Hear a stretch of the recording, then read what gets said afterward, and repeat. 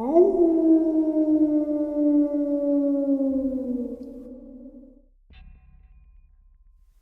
greetings and salutations, everyone. I hope everyone is doing well today.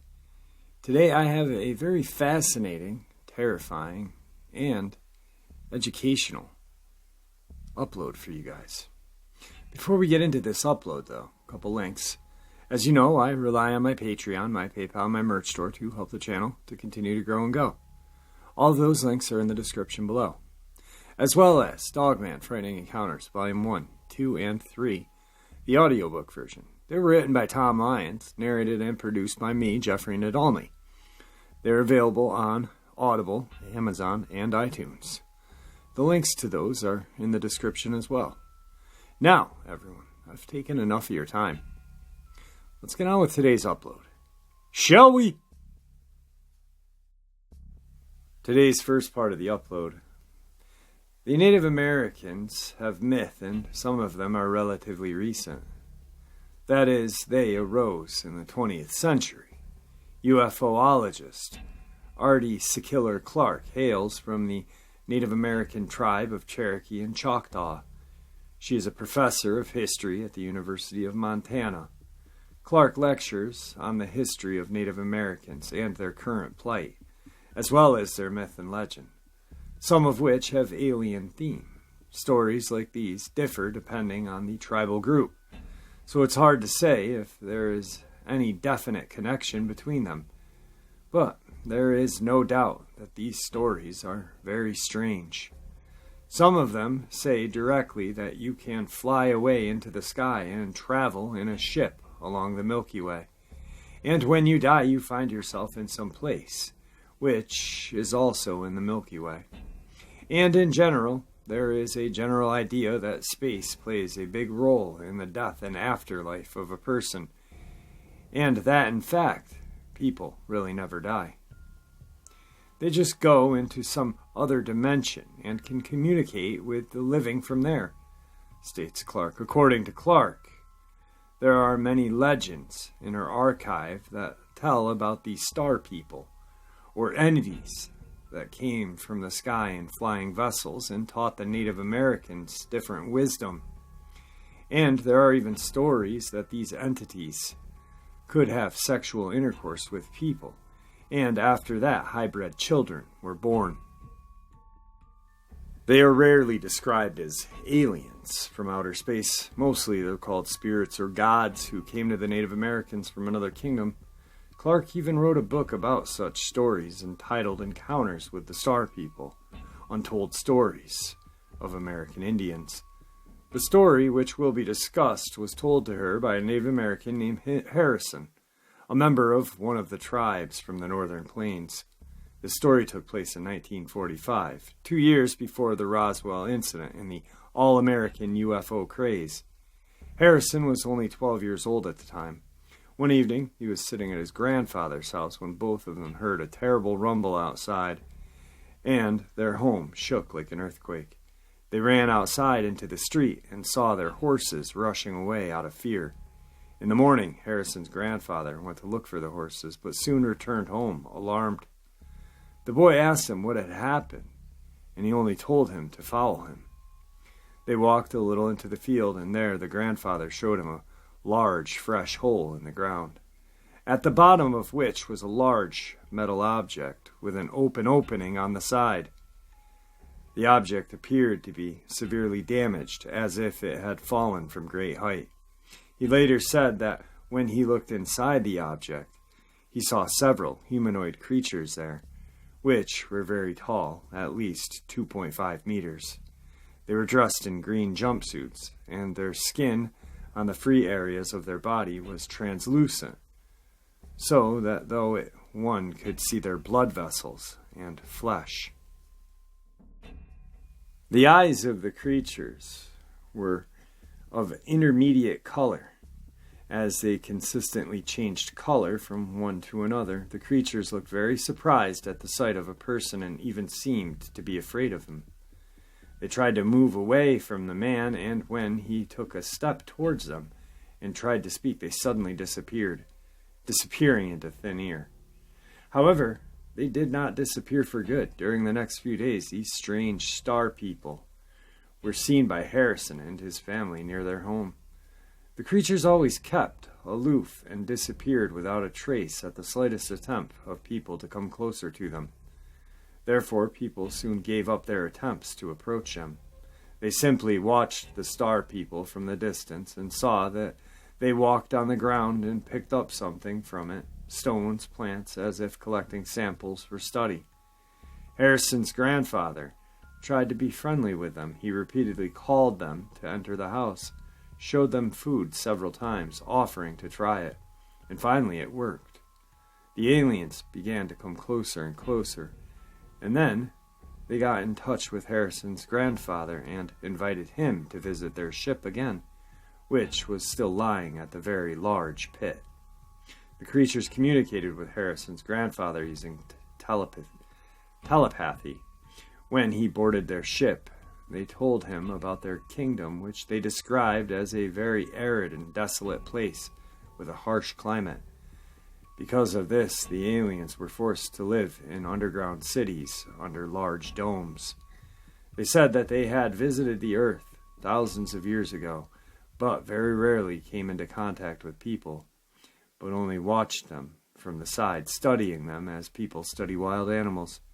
Further, star people told Harrison's grandfather that during the entire time of their arrivals, 2 of their ships crashed on Earth, and that they themselves are now waiting for help from a large mothership, which is somewhere in space.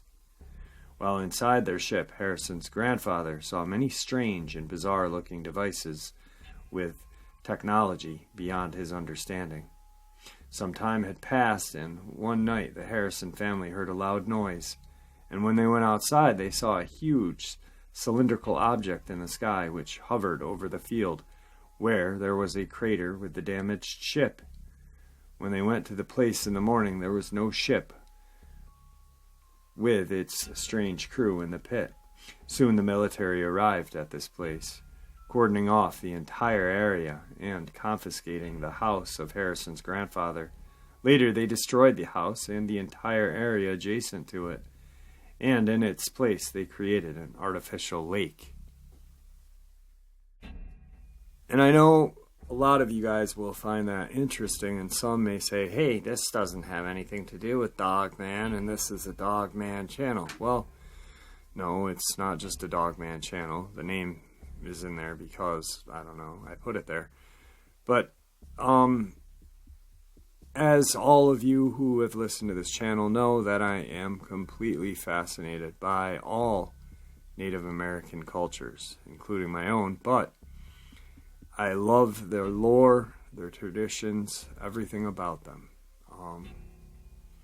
And I wanted to share this because it talked about, these first Native American lore. It talked about the interbreeding or breeding with gods from outer space and creating hybrid children, which, what are the Nephilim? Not saying that these creatures are Nephilim or anything, but just something different. And at the end, the tail end is, look at what the government did. They a big old cover-up. They just destroyed this poor guy's house, his property, and put a lake there. So that's why I wanted to share. Also, because it's completely, totally interesting and cool. So, moving on. Today's second part of the upload. I'm 37, 36 at the time of this encounter, and have always been interested in the paranormal. I've had a couple of encounters/experiences. I'll enter a situation with an agnostic attitude and instantly develop one of skepticism once I start assessing and evaluating everything. That being said, I do love a good mystery and don't think for a moment that people who believe in such things are lying or stupid. We all have our reasons for believing what we do. I was working 1.5 jobs in 2019. The half was an on-call assistant private investigator, and the main one was a security guard. We mainly did patrols for apartments and a small handful of residential contracts. This particular event took place at 19th Avenue and Camelback, which if you're from Phoenix, you know is a pretty shady part of town. The apartments I patrolled were just south of there. There were predominantly low-income tenants, half of whom were refugees from all over the globe. The complex was well known in the area for theft, violence, break-ins, drug dealers, and so on. I liked patrolling it because I felt like I was helping people who genuinely needed it, and the vast majority of them were very grateful that I was here. I got to know many of them very well, and we would often talk and shoot the breeze before I had to start making my rounds again. One of the people I talked to was a Native American, who I won't name for obvious reasons. He was often on his balcony getting drunk and high, things which we were supposed to report, but fuck that. As long as you weren't causing any trouble or making a lot of noise, I'm not saying shit about it. And would usually say hi to me when I arrived on post, and we'd talk for a while, then I'd start my shift. Never any real issues with the guy. He liked listening to his music, having a few beers, and having a blunt or two. Seemed like a nice guy. He had a tattoo on his chest of some Kachina dolls, though I have no idea if they play into this encounter or not. Anyway, in the summer of 2019, I was doing my rounds. It was about 8:30 at night. I heard him chanting loudly in his native tongue. I went to see if he was okay. He never did this before. When I got there, he was outside, so I kept doing my patrol until I heard it again, not long after. I went back to his side of the complex and saw him, his pregnant fiancée and his son, who I'd never met before, coming down the stairs, and he looked at me and said, "Hey man, follow me." When I was walking behind them, I saw that what looked like a giant knife in his son's hand, but when we got to the parking lot, I could see it was just a large feather, and his father had two smaller ones, maybe from a juvenile eagle. When we entered the parking lot, I saw a Native American woman standing there who I had kicked out earlier for being loud and yelling at a guy who was the roommate of the Native American tenant. I'd seen him before and knew he lived there, but didn't know he was his roommate. I don't remember what they were arguing about this time, but she had two of her sons with her now, 10 years old, and maybe a 6-month-old in a stroller. They were going back and forth with each other, and the father and son began taking the feathers and rubbing them on the children's faces while whispering in their language. The mother flipped the fuck out. "Don't you put that fucking evil on my baby, you sick fuck. Fuck you, get the fuck away from my babies," and so on. I was about to step in and tell them to stop when they stood up and said, in a very guilty voice, "We aren't doing anything to hurt your baby. That's why he even brought the security guard to make sure everything's okay." To which she replied, "He doesn't know what is going on. Truer words have never been spoken." She then says, "If you guys aren't doing anything wrong, then do it on your pregnant fiancé's belly." And the dad says, "Okay," and turns to his son to whisper something in his ear, and now it's the kid's turn to flip the hell out, and he yells, "You're still frickin' evil. I'm half Christian, and I'm not doing this evil shit, etc., and takes off running. The dad and his fiancée yelled at him to come back, and then he took off after him. I'm stuck there trying to get the lady with the kids to leave, now for their own safety, and then I run after looking for the dad and son. I don't find them, so just assumed that they had left the property, and therefore they weren't my problem anymore. Not long after, I saw fresh blood trail and vomit on the sidewalk and a knife nearby, and walked back to the native guy's balcony, where I could now see him getting bandaged up by his fiancée due to having a huge gash on his forehead. I called the cops. I hated doing that, but now it's serious. They came, I explained everything that had happened, and they knocked on his door, but there was no answer. They told me there was nothing they could do since it was a family issue, and the dad was attacked, didn't want to talk with them, which makes sense, I suppose, from their point of view. No charges were ever filed. The next day I spoke with the manager about the incident. He told me, "Oh, you mean Mike?" Not his real name. Man, I've been keeping an eye on him. He moved here after he got let out of prison for manslaughter. If any of you are familiar with the process of becoming a skinwalker, you know that one of the big steps is to take one's life, or murder. I only saw the guy a few times after, and we never talked about the incident again, but it was always in the back of my mind whenever I saw him. For the record, I don't personally think people can turn into coyotes or weird magical powers. No disrespect intended. However, I do think that some people think they are capable of changing things. Anyway, that's what I wanted to share. I'm really not that knowledgeable about these things, and I'd love to know more. Particularly about the feathers and the Kachina tattoo. I knew a Native American years ago who had a specific tattoo put on him by a family member in case he ever got into prison, so he couldn't be recruited by the Warrior Society, a native prison gang, think their version of the Aryan Brotherhood, and always wondered if they had any hand in the whole skinwalker thing in the Southwest. Cheers. Today's third part of the upload. I was driving home in the summer of '97, midday, no clouds, turning a corner at the bottom of the hill to my street. It's a hard left turn, and opposing traffic frequently miscalculates how much they have to slow down to stay in their lane, especially if they don't look ahead to see if anyone's coming. So I was turning left, looking far left up the hill, when out of the peripheral to my right there was what I could only describe as a large, I mean the size of an SUV creature wrapped around the base of an old tree. It was gripping the trunk about 5 feet off of the ground like a squirrel, covered in long brown hair except for its head, where it was darker and short like a horse's hair. The head was anteater-like, but nowhere near as long or thin in proportion. My abrupt turn spooked it. The dense mane on the back inflated as it sprinted up the tree like a bear. I could see incredible muscle mass ripple under the thick coat, and it shook the entire 4-story tree.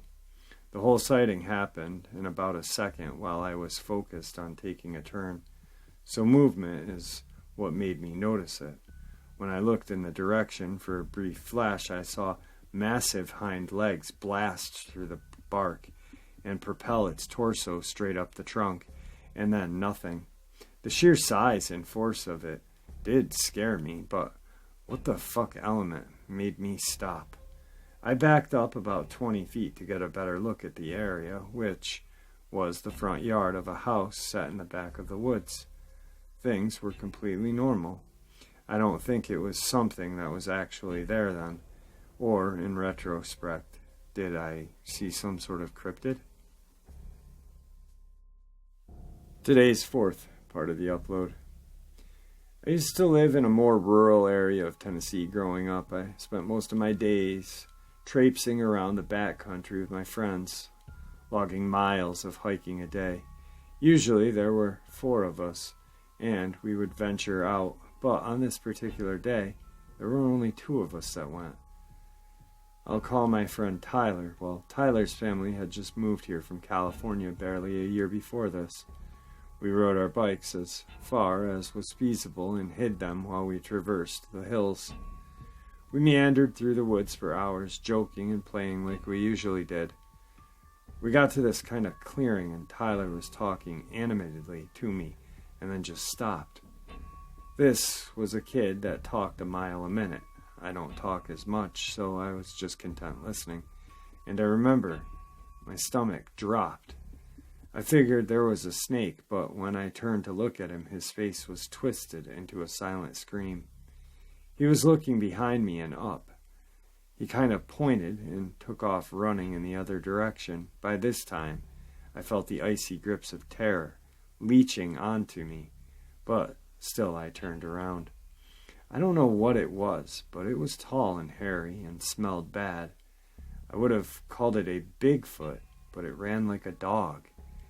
I lived in rural areas my whole life, and I can say without a shadow of a doubt that I did not see a bear that day. Bears have sounds, I know. They have different running styles than dogs. Bears were a daily sighting depending on what house I was at. I don't know what I saw, but I know enough about life that I don't go telling anyone I know in person about it now. People where I'm from reported similar sightings. Tyler and his family moved back to California less than a month after this incident. He never spoke to any of us, myself and our ragtag bunch again. If we went to his door, he wouldn't answer, or his mom would send us away. A couple years later, I moved up north. I have told nobody besides people I knew in the town that I'm from. Today's final encounter. I'm hoping that there are other people who've experienced this same thing. It involves my brother, and this account is pieced together after becoming involved and after discussing it with other people who remember it, mainly family members. I've not sugarcoated it or added anything. It is exactly as we remembered it.